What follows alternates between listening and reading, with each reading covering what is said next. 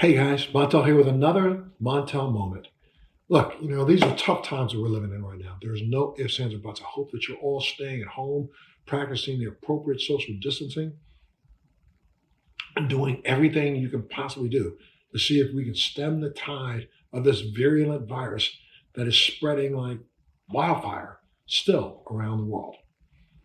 It's a confusing time, though, because and one day you hear one thing, and the next day you hear another thing, and the next day you hear another thing, then the next day you hear another thing. I mean, I'm looking at the news and seeing that there are people out here protesting and demanding that you open the country back up again because they think that maybe a 2% or a 3% death rate is well worth it if, in fact, we can bring the country back to business as usual. I wonder if those who think that really think that about their own family. No matter what stat you look at, whether or not you look at the number of deaths that have already taken place or the number of deaths that look to be projected or are seen to be projected now, somewhere around 60,000. If we're thinking about, somewhere around 1 or 2 or 3% of the people are worth losing so that we can get the economy back, that means that we're thinking about somewhere around, 1,500 to 2,000 to 2,500 people can die. And I've not heard yet out of the mouths of any people who are espousing this that it's okay if their son, daughter, mother, father, sister, brother, wife, or one of those 1,000, 1,500, or 2,000 people who did die and give up their life so that we can get back to an economy that people seem to like. But I'm also a little bit disturbed by the fact that every day I seem to be hearing contradictory information. I remember back when this whole thing began, most of the doctors are saying that this was a disease that would primarily affect people who were older, people who had pre-existing conditions. Yet a couple of days ago, I hear from a friend of mine who was talking to a friend of theirs in Colorado who had a friend whose family lost a 21-year-old, 100% healthy athlete to this disease. And then you hear about a young lady who was 18 years old in Connecticut who just passed away on Easter Sunday.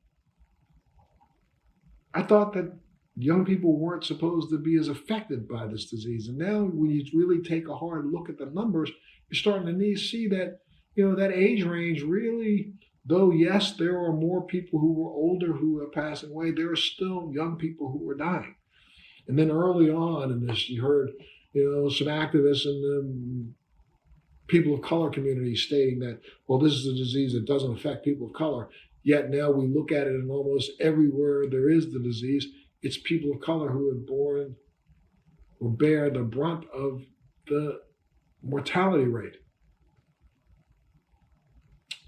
We heard that, this was something that couldn't be passed from human to human when it first started, and now it can be passed from human to human. Every day we seem to find out a little bit more about a disease that less than 3 weeks ago we hardly knew anything about.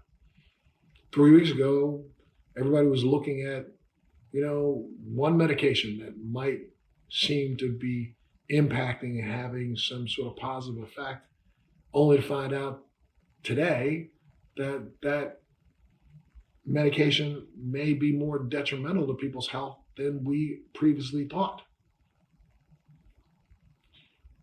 Now we're finding out of another medication that may be more helpful than we ever knew. I guess the bottom line is that because we're finding out so many things every single day, is it really time for us to right now wrap up the things that have been flattening this curve a little bit and say that go back to business as usual? Heck no. And anybody who seems to believe that, I think you're crazy. I think it's time for us to right now hunker down, do the same thing that we've been doing, practicing good social distancing techniques, cleaning everything, making sure we go out of our homes wearing a mask ourselves so that we don't spread this illness to someone else. But it's not time to let our guard up. And for anybody to think that it is time to let our guard up, those are the people that I then ask the question to directly. Are you willing to lose your child, your wife, your mother, your father, your sister or brother? And the answer is going to be absolutely no. I know in some cases we don't care about somebody else's child, someone else's family, but we should, because it's our impact on those families that will end up impacting our own. It's time to be smart right now.